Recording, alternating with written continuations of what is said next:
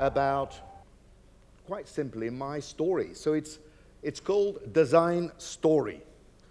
And it's all a story about not just my own life, but the notion of pushing the boundaries. So let's start at the beginning. Namely, I was born in Marseille in the south of France. This is my father and my mother. My father was a doctor, but he was also a colonel in the French Foreign Legion. And my mother was an English nurse. There's a big jump between this one picture and here. I mean, this was in France, now we're in Britain. Now, what happened in between? Well, quite simply, my father died when I was 11 years old. A real sad story. He accompanied somebody who had won a car in a lottery, and this person was a friend of the family, took 6 times a test, but my father, being, you know, a gentleman and an officer, he had promised that he would drive out for the first time when she would pass a test, and lo and behold, she went, and about 20 kilometers down the road, she hit a truck, and she died. And so my mother decided, what should you do, you know, with this very difficult child called Patrick? So she decided to send me to Great Britain, to what is called a public school. Now, you know, the Brits don't do anything like anybody else. When they say a public school, it means it's a private school. Now, when I arrived in Britain, I didn't speak a word of English. I learned English at that time. And I guess that's one of the great things that I got from this wonderful experience that I lived in Great Britain. 2 things. What, of course, learning a language, which was a great achievement. It was a real challenge. It pushed me all through my life. It has been a real advantage that I had. So I learned a new language, and I learned to play rugby, which is a game which in Britain people say that it's a game of gentlemen, it's a game of hooligans, sorry, played by gentlemen, whilst football is a game of gentlemen played by hooligans. So it's just quite the opposite. And today, of course, the players are all hooligans, be it rugby or football, so it doesn't change too much. When from this long experience, I decided somewhere along the line that I wanted to be a designer, and I went and studied at the Birmingham Institute of Art and Design. And the reason why I went there is because I was fascinated by one of the teachers who was in his final year of teaching, and he was, his name was Naum Slutsky, and in fact he was himself a teacher at the Bauhaus when he was 23 years old. And now, of course, you know the Bauhaus in Weimar, that was an incredible school which had probably the most influential school of the 20th century, with this sort of functionalist approach, this very purist, very social. Anyway, I was really fascinated by the Bauhaus, and that's the reason why I went to this school. Now, Naum Slutsky had what one calls in French a bête noire. He really disliked and did not want to even, it mentioned the name of Raymond Loewy. Now, you know, Raymond Loewy was the founding father of streamline styling, you know, together with Henry Dreyfus and Doring Teague and Norman Bell Geddes. And of course, Loewy has touched almost every object that you can imagine, from trains, pencil sharpener, who wants an aerodynamic pencil sharpener, Lucky Strike cigarettes, and this beautiful 1953 Studebaker Starliner. To him and to all these aerodynamicists, all these great futurists, they've loved speed. Speed to them was modernity. That's what represented to them the epitome of modernity. And it was also the era of planned obsolescence. It was, at the time, I remember that Raymond Loewy said that the most beautiful curves are the sales curves, which is, I guess, something which you might have heard before.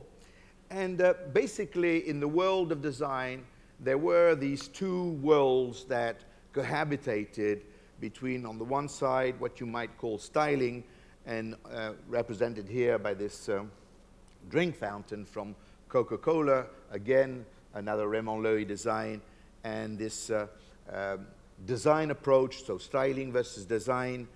In the case of here, we are looking at a Marcel Breuer chair. So this opposition, in fact, still exists today in the world of design. We have these sort of ups and downs of movements of extreme styling-oriented, and then you have some function. Well, when I finished my studies, what do? Well, you look for a job. And I wrote about 100 letters, I guess, and I got 3 or 4 back.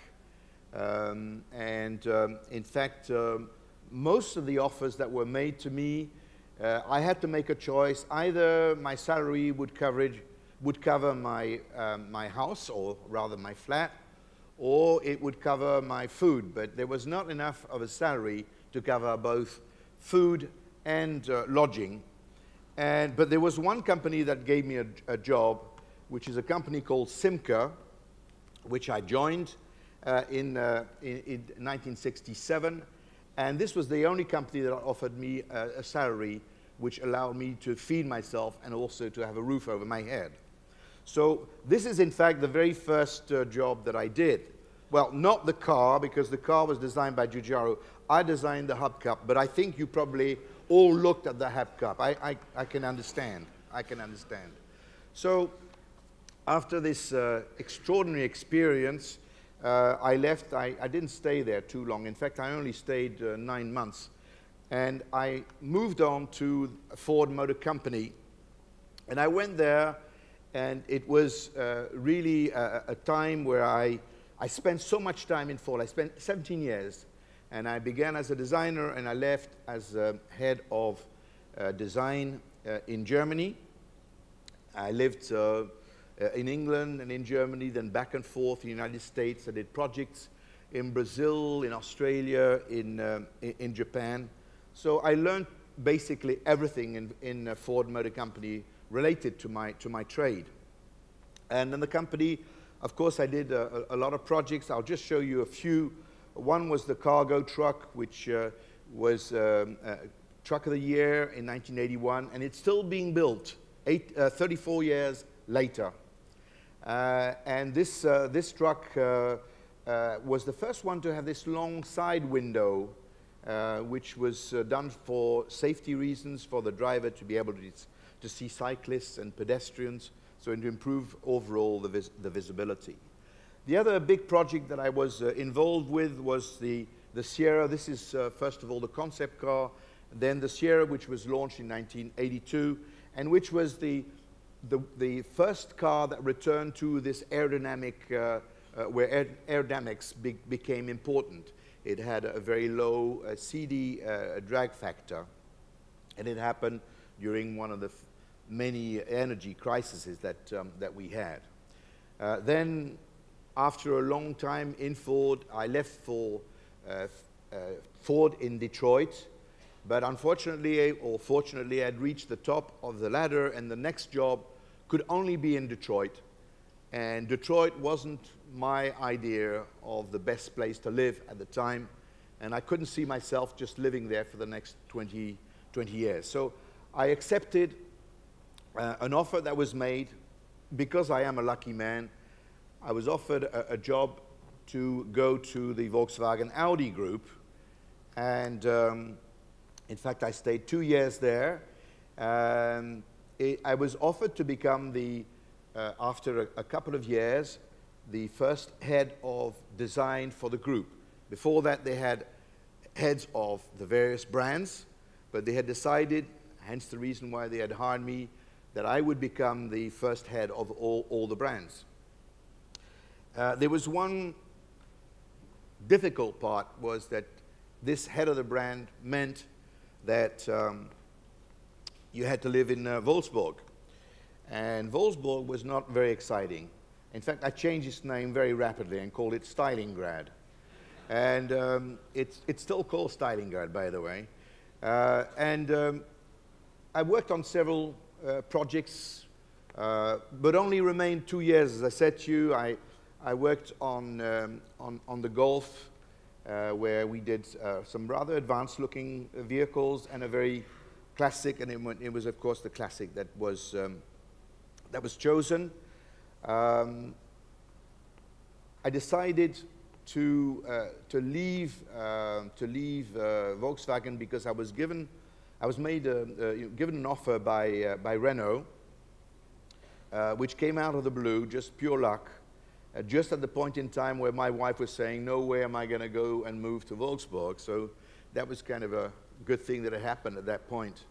And so in 1987, I joined Renault, and I was hired by this gentleman, Maurille Lariviére, who knew nothing about design, and he had just arrived in the company just after the former head of Renault was assassinated by some extreme left-wing extremists.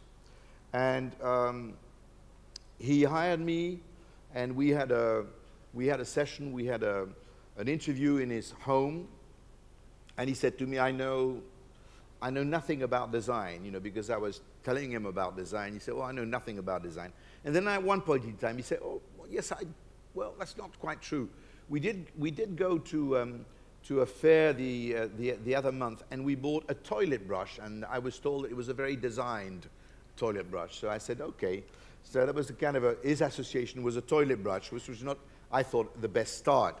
But the company was in dire straits. It was really in very deep difficulty. It was on the verge of bankruptcy, and I joined the company because it was a company that I had liked when I was a kid. It was also a company which was very innovation oriented, but it was a company which had also quite a few difficult points. Namely, it was a nationalized company. It was a company which was very engineering biased only, and the activity which I was going to be taking over was called styling. Well, I didn't keep it like that for too long, but it was called styling. And I agreed, I had Maurille Lariviére, the CEO, agree that I would be given a total free hand, and that that we would not retain the word styling, and that I would not be answering to engineering, which was very important, but I would be answering to the overall senior management. And this is the beautiful letter, which is a sort of letter that one keeps, where he says, you credit me for the merit of having given you carte blanche, or a free hand, but the merit of the success goes back to the one who was able to use that freedom, and you know what the whole of Renault owes you in the way they used it. Now, I don't use it anymore because I'm not looking for a job, but it's a kind of a nice letter to have in your CV. Okay,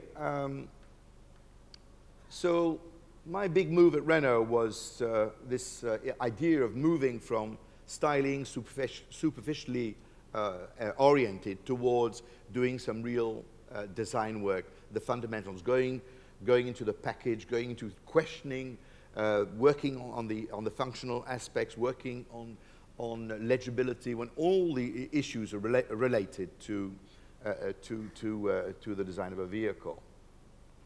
Now, as I said to you, the company was very much engineering biased.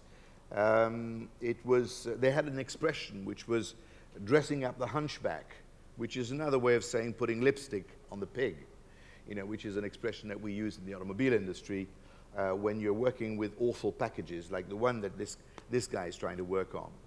So as I said, one of the things we did immediately when I joined is that styling, it was then called styling still, but we answered to the chief operational officer rather than answering to engineering. And this made quite a bit of difference, I have to say. And then, of course, the other change was the creation Renault industrial design or corporate design. And this was, in fact, the organization that I was to lead for 22 years. One of the first things that we did was to hire designers, hire an international team. I think it's so important to have an international team. There's no music. What happened to the music? No music. Can I sing it for you? Yeah?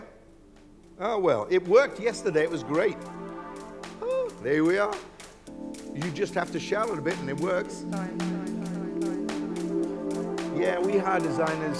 We had 28 different nationalities in our design organization, and half the number of designers were in fact from another nationality than French. So that was, we felt extremely good, very, very good to have people coming from the outside to have a view. All right, so we move on.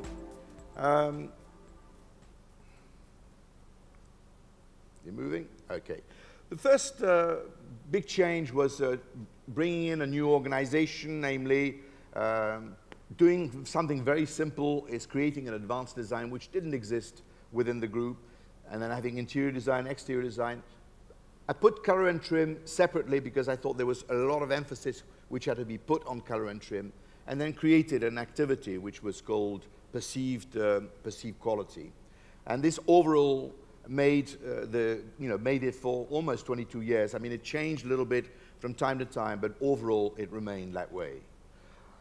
We also had a light commercial and truck, and we also did buses, and that was a very fun area, I have to say. We moved from plaster to clay. Plaster was a material which was used traditionally in Italy and in France, and then we moved to this clay material which was used mostly in Anglo-Saxon countries, but also in Germany. And it has the advantage of being, you can refine it, you can slick it down to having a quality of plus or minus 1 millimeter. I was a great supporter of digital design. There was, when I arrived in the company, an activity which had been existing already for a few years, and they didn't know how I was going to respond to them. They were in fact concerned, was I going just to stop the department or not? But in fact, I was very impressed by what they did, and I doubled their budget for the following year, and then doubled it again. And as I will tell you in my story, it became an extremely important area and an actor of change and of increased performance. After the implementation of the technical, organizational, there's also the importance of the plan, of the strategy, of the vision.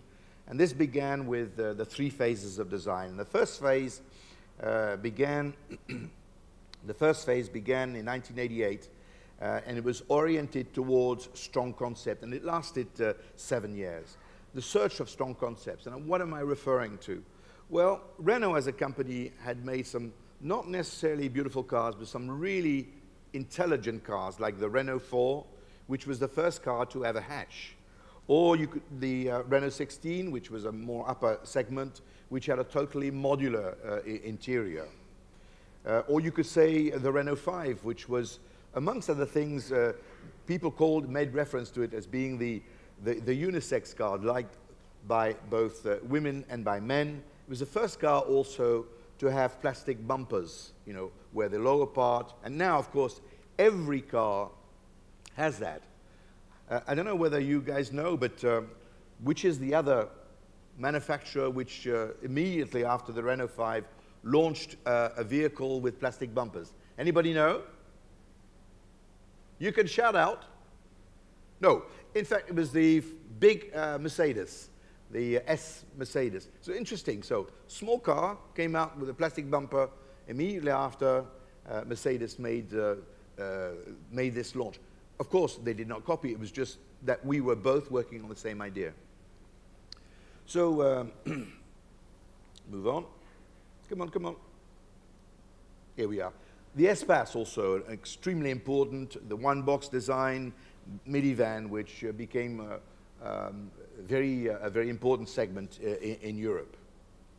In order to accompany this new move, this vision that we had of returning to strong concept, we began the Z program, which is a concept car program, which some of these things you might remember, some of you, maybe the older one, but these are the first 3 concept cars that we did, and let's just take a look at them together.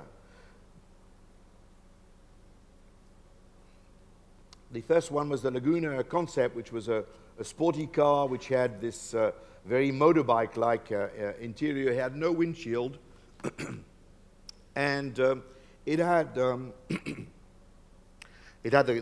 seat cloths which were inspired by David Hockney's series of paintings called Splash.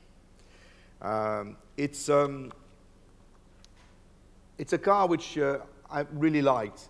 And this one is probably the most important car that we've ever done because it's called the Scenic, and the Scenic was a huge concept. It was presented at the Frankfurt Motor Show in 1991, and eventually in a production version, it made the fortune of Renault because when the production version was made, we were manufacturing 2,000 vehicles a day. Can you imagine that? 2,000. That's a lot of cars.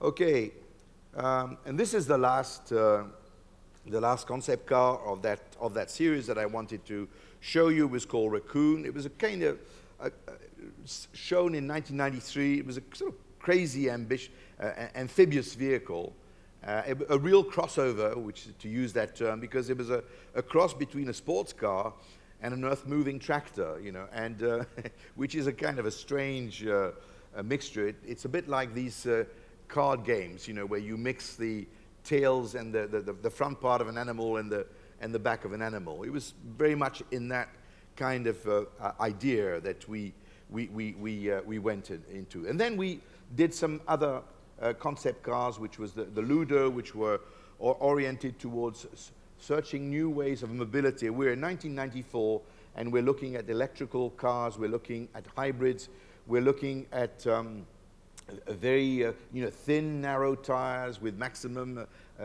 space, very light, and that was really a very fun car.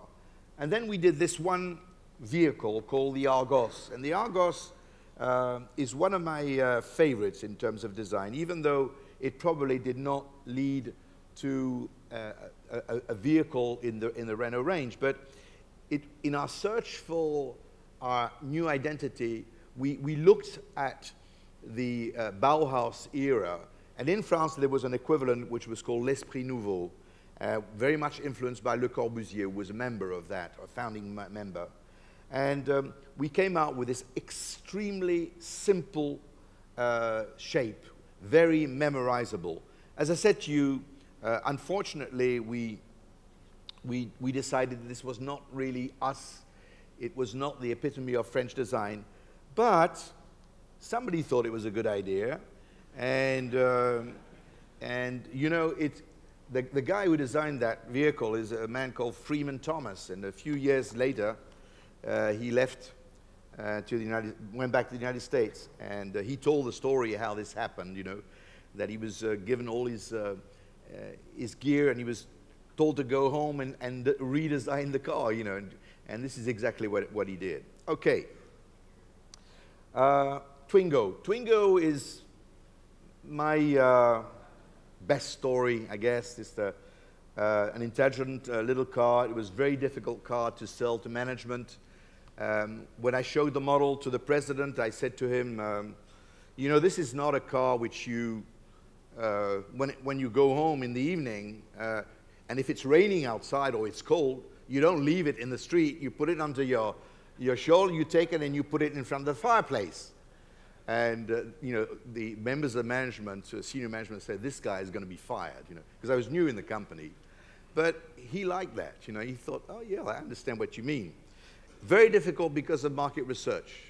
You know, I always say, you know, market research, there is a saying that Ogilvy said that most companies use market research like a drunkard uses a lamppost, rather for support than illumination. Well, it happens that we had some very bad tests, apparently. Namely, 25% of the people loved the model. 25% said, I'm not going to be the first guy in the road with that car. Not bad, but... And there were 50% who said, I'd rather die, you know. I mean, I will never get into that car. And they said, this is a disaster. And I said, it's not a disaster. You've got 25% who said, I will wait until that car comes out on the market before buying it. So they really pushed me to change the car. And I took a long weekend, 3 days, and this was before internet, and I wrote a little note to the president, and I said, the biggest challenge is, or the biggest risk rather, is not to take a risk. I ask you to choose between instinctive design and extinctive marketing. And he wrote back and saying, completely agree, let's go ahead. And this is the way the car was actually chosen. Second phase of design was a search for strong identity. The Initial, which was a concept car which we showed in '95, which was representing our search for real French luxury. We won the Turin Prize, which, you know, Turin being the capital of coach building at the time, was like, it was like, you know, selling sand to Saudi Arabia. But it was really, I felt, a very beautiful car. Unfortunately, management decided not to go ahead, and we did something not quite as interesting. This is another interesting concept car that we launched in 1998, which was the search for a very strong identity and a link, because this was 100 years of Renault, and we wanted to make a link between the flamboyant cars of the pre-war, of the great carrossiers like Figoni-Falaschi, Saucik, Gangloff, or Chaperon, and modernity, which to us was this one-box design. Anyway, this car did have some influence.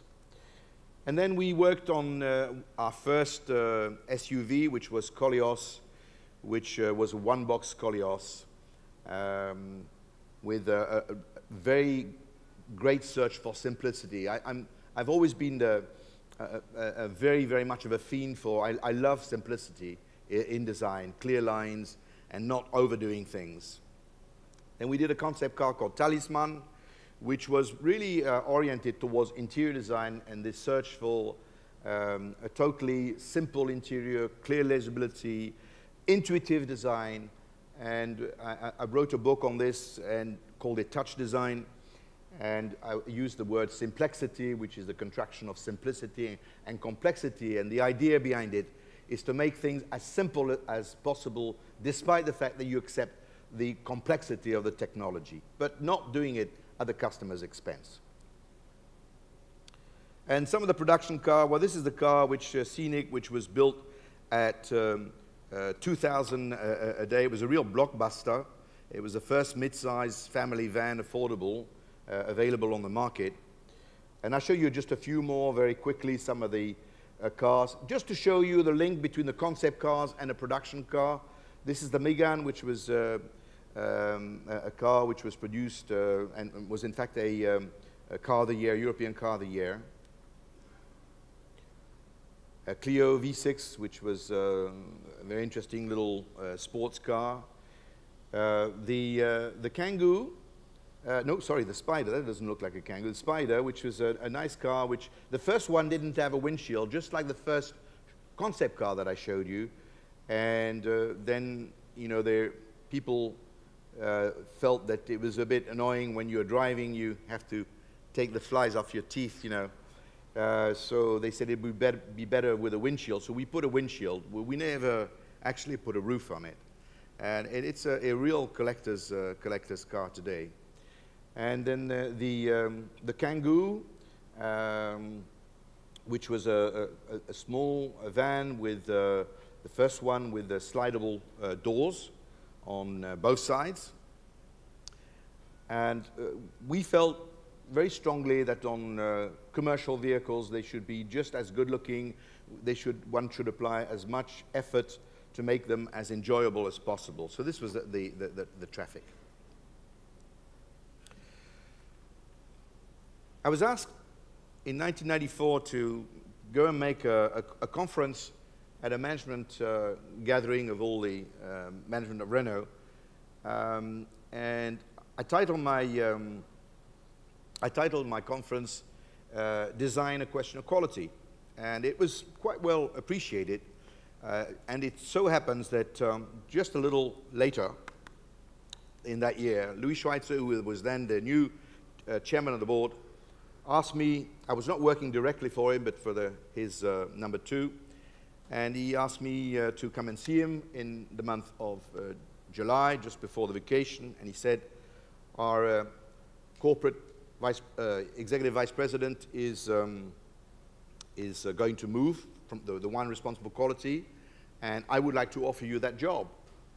And I said, but I'm a designer. He said, yes, but that's fine. You know, we think that we could do with you doing still your design work, but also being the corporate senior vice president. So he said, you know, you think about it, and then when you come back from the vacation, you tell me what's your decision. Have a nice vacation. I didn't have a nice vacation. And I didn't have a nice vacation because I knew that basically I couldn't say no. And I knew that it was going to be a horrendous challenge. But I said yes, and I waited, and I was then appointed in 1st of January 1995 in charge of quality. And this is basically what happened, you know. The quality pushed the design, and I was really spending most of my time in the quality because, you know, quality, I mean, I had about 400 people in design, and in quality there was 6,000 people, and it was worldwide. And it was quality of products, of commerce, of management approach, and so on and so forth. So it was really quite a huge job.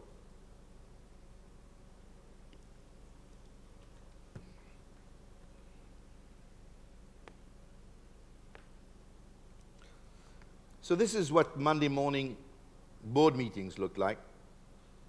You know, defending quality in an environment, in an economic environment that was very difficult, where there was always a temptation of making shortcuts. And there I was, fighting to preserve quality and to maintain our course in the right direction. I stayed in quality for 4 years. It was a long, harrowing experience. I learned an awful lot. And in the end, when I look back, I think, well, this was a great experience. And then, in fact, in 1999, there was a big event which occurred, and it was the point in time where Renault and Nissan regrouped, and basically Renault bought Nissan. And the alliance was created. And I was, as a result, given a new assignment because the president, Schweitzer, wanted to ask me to help them with Nissan design. And I said, no, I will not be able to do 3 jobs. You really have to let me off the quality side. And he agreed, named a new person responsible for quality. And I was given the task of putting Nissan design back on course. And one of the things which I did was to hire this gentleman after a while, and he turned out to be a great choice. He's still here today. So I got out of quality, and I was back 100% on design activity, which was a great moment. But I did find that the design department had suffered because definitely I made a mistake of not changing the organization. And as a result, it probably suffered at the hands of engineering and others. And the situation of dressing up the hunchback had crept back. And I felt it was extremely important to get an outside influence. And that was the beginning of something which was the international deployment, namely the opening of design centers around the world. And the first one that we opened was in Barcelona. I wanted the design centers to be right bang in the middle of cities because this is where the life is. Did not want to go to Barcelona and be somewhere in an industrial estate, irrespective, because, you know, if the price of the square meter was cheaper. I wanted to be in the middle of the city, and as a result, we had to depend a lot more on digital design, and that helped us to make a real breakthrough. So this is a little film which goes back, you know, we're in something which dates back to many, many years, but at that time, we were really very much ahead of the game. We were using all the stuff was being done internally. This is in fact a Sandero, which was a derivative from the Logan, and has been one of the most successful cars in the group worldwide. Another studio that we opened was Renault Design Paris, right bang in the center of the city, because our techno center was outside amongst the greens and the cows and so on. But really the cultural influence comes from the cities, and this is why we opened this little design center in the Bastille area. So this is basically all the design centers that we opened. We were in South America, in Sao Paulo, we were in India, we were in Romania, in Korea. That's about it. Yeah. Always paid a lot of attention to the environment, creating a very, very creative, very specific environment. Each one had its own character. And so people really loved working in these design centers. And we exchanged personnel, of course, between them. Out of the blue, in 2002, came the surprise. I was awarded the Lucky Strike Designer Award, which is the Raymond Loewy Foundation. And I'm sure that Naum Slatsky, my old teacher, must have turned in his grave. But it was a very nice event. The award ceremony took place in Berlin. There were many, many people. And it was extremely well paid, you know. So I actually bought a Ferrari with it, so not bad. And also, before going to the award ceremony, I read again the book from Raymond Loewy called Never Leave Well Enough Alone. And there was one very, very interesting concept that arose out of all that, and that was the Maya, which is most advanced yet acceptable. And in fact, this was the beginning of this was the influence on the third phase of design, which was a search really for a stronger seduction, stronger immediate seduction. And it began in 2002, and it lasted, again, 7 years. It was just pure luck. So we did, as always, we did some concept cars to present our ideas, what we wanted to aim for. And then, of course, after that, there followed the production cars. But so we did this Fluence, and this, of course, also applied to trucks. This is the Radiance truck. And then we have here the Megane Coupe.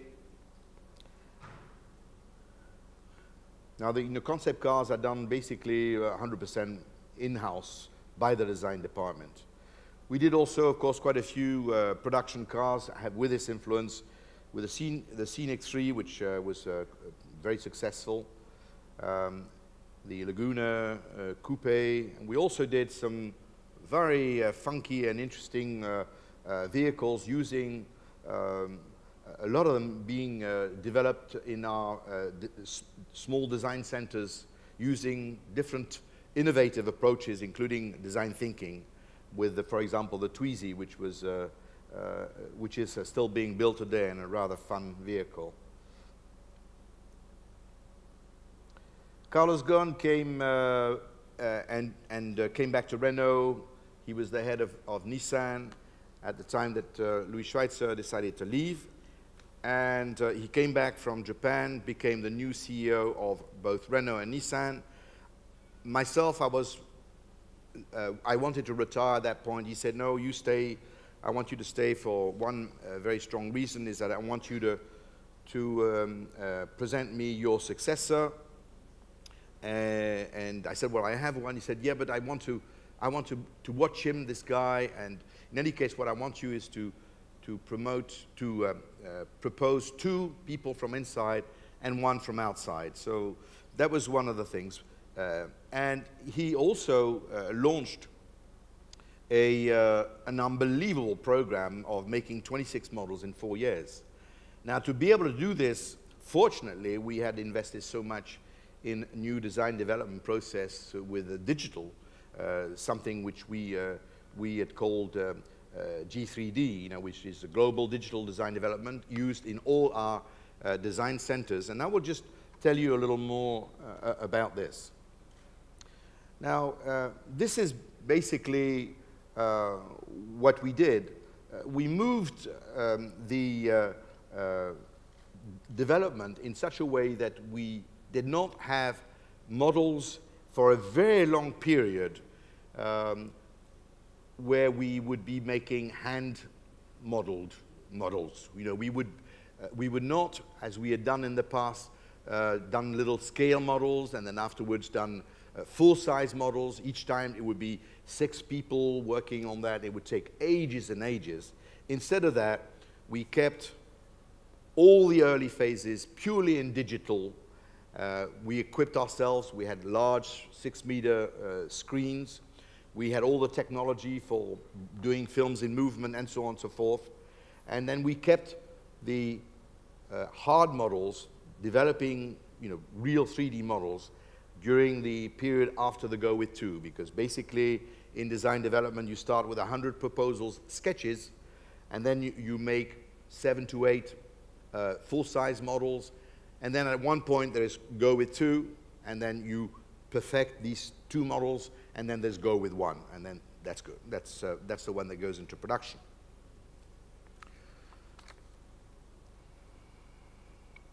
So we had developed 32 different film scenarios.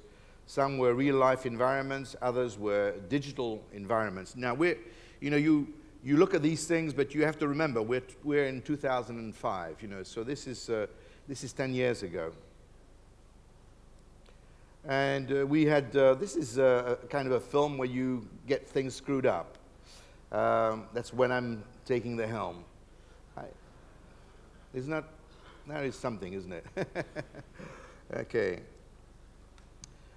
So we made these little films of this type. This kind of film that I've seen a million times, which is the car runs into this village where it looks as if it's just after a neutron bomb attack, because there's nobody. At the time, we weren't too good in doing details. But it enables us to look at the car in various angles. And we had, as I said, so many different type of scenery.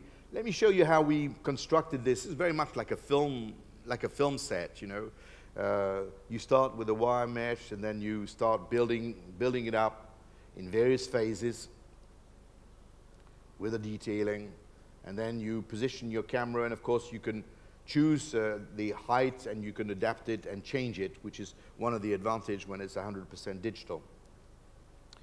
And you end up with the films that I showed you.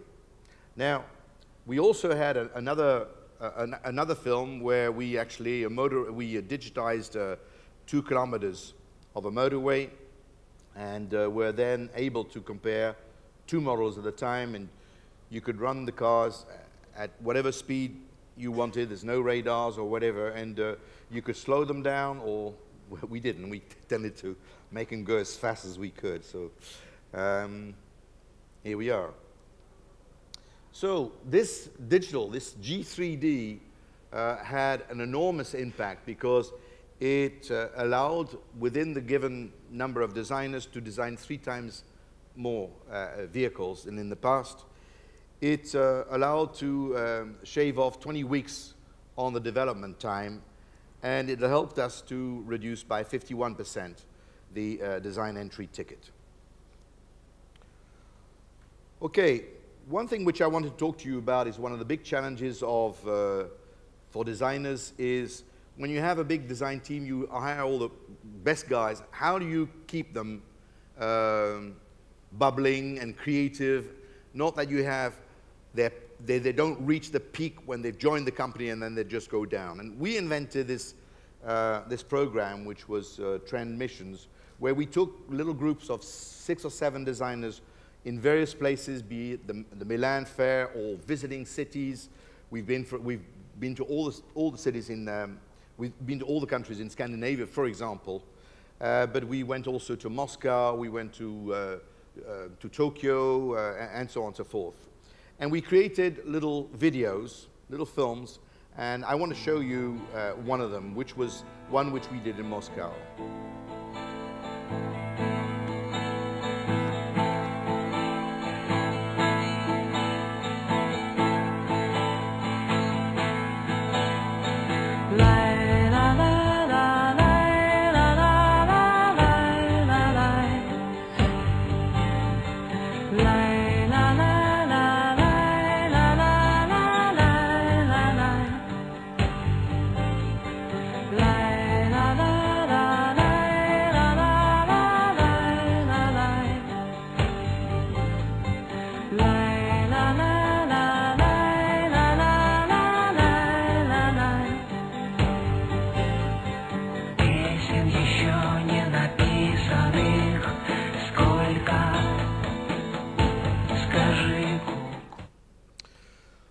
Okay, these little films were in fact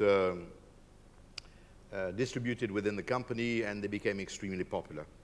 Anyway, what is this picture? Well, this picture is all good things come to an end, and after a long career, 42 years in the automobile industry, of which 22 years in Renault, it was time for me to move on.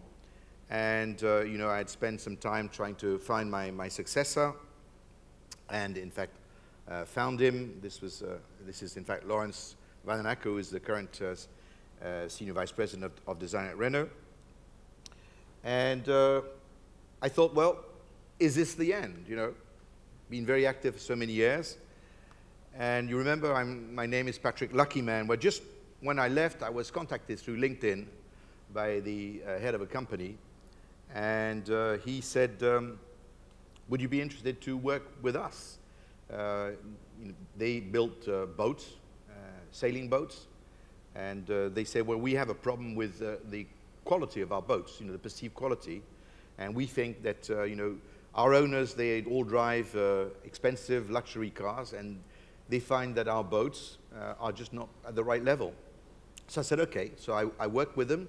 You know, he knew that I'd been in quality for a while, and so I worked with them, and then immediately after that, they said, well, we're designing, we're going to start on the design of a new boat, our biggest boat. You know, would you be interested to join us? Well, I said yes. But before that, as I was doing this, I was also finishing a book, and this was the book that that has come out. It's a biography, and I had a fantastic career. You know, this is a nice illustration which shows the people who had influenced the different decades. The first one up on the right is Arlie Earl, then you have Pininfarina, then you have Gandini, Bruno Sacco, myself, and then Bengal. And I must say that I had a super interesting lifetime. I'd met great people like, you know, like Henry Ford, like, whoops, what happened there? Ooh, go on. Here, I start again. Stop. Here we are. Ford. Oh, no. I see what I'm doing. Ah. It's automatic. Okay, here we are. So yeah, there's Henry Ford, Philip Stark, Andre Putman, who was a great French designer Shiro Nakamura, people like Chris Bangle, and then this man, Steve Jobs, who was a bit of a hero for me, and I had the great opportunity of having a big chat on the subject of creativity and how to maintain a team creative. Well, I could just, I guess, not accepted anything and just bought a Ferrari and, you know, enjoyed life or whatever, what people do. But instead of that, I decided to learn to draw again. And this is the first drawing that I did, which I was invited by Playboy, would you believe, invited by Playboy to do a drawing with other designers. And they said, just do an object which you consider to be iconic, but it has to be your drawing. It cannot be your team. So I do this drawing, you know, because I said, I must get back into drawing. And I do this drawing, and I think it's quite nice. So I think, well, it's easy getting back into drawing, you know. Well, is it hell? I sent the drawing, and I said, okay, now I'll start doing some drawing every day. The second drawing was a catastrophe, an absolute catastrophe. The next day was even worse. And in fact, it took me a long time to get back into drawing. There's this nice saying in America is that you never get a free lunch. And, you know, drawing, to follow what Leo was saying yesterday, you know, it's practice, practice, practice. So I draw every day. And it took me 4 months to get back to that level. It was just luck. So this is the first boat that I worked upon, which is a big catamaran from Outremer, to get back to the story. First boat was super experienced, and it turns out it wins European Boat of the Year in 2013 and multi-hull Boat of the Year in the US in 2014. Then I did this one, which is a trawler, which won European Boat of the Year in Motorboat of the Year in 2013. And then I've just been continuing doing boats. You know, I'm doing all the latest lagoon boats, mostly sailing boats. I mean, I've done a few motorboats, but my thing is sailing. This is one of the boats that I've been working on. It's the biggest catamaran in the world. It's 51 meters long. That's pretty damn big. And this is the boat that I'm working on right now, which is a 22-meter catamaran, which has, for the moment, has 2 customers, but it will probably be made three boats a year. Okay, and then what's next? Well, this is my 3 pals, and with these 3 pals, we've launched a new school in Nice on the French Riviera. It's called the Sustainable Design School, and the man in the center is the director of the school. He formerly created Strat College, which in France was the biggest design school, is the biggest design school 20 years ago. It went from 13 students to 600 today. And then the bearded guy is Mark van Petegem, who's a world-famous naval architect. And the good-looking guy with the hat, that's me. So this is our school. And it's a fantastic, I must say, it's been a fantastic experience, this school. We have 41 students at this point in time. We work with various companies on projects, all related to, with the content of sustainability. We work with people from Suez Environment, Hermes, Amadeus. We've done a project of 3 projects for Renault in India on mobility, where we're working on products and services. We're working on a project called Earthquake, which is kind of an oddball project, which is changing plastic bottles into petrol, which is a kind of an interesting thing. We're also working with hospitals, and we teach eco-design, we teach frugal innovation, social sciences, and so on and so forth. And this is probably the most important project of my life, I think. And it takes a bit of my time. Mostly I'm designing boats, but my heart is with the school. Thank you very much.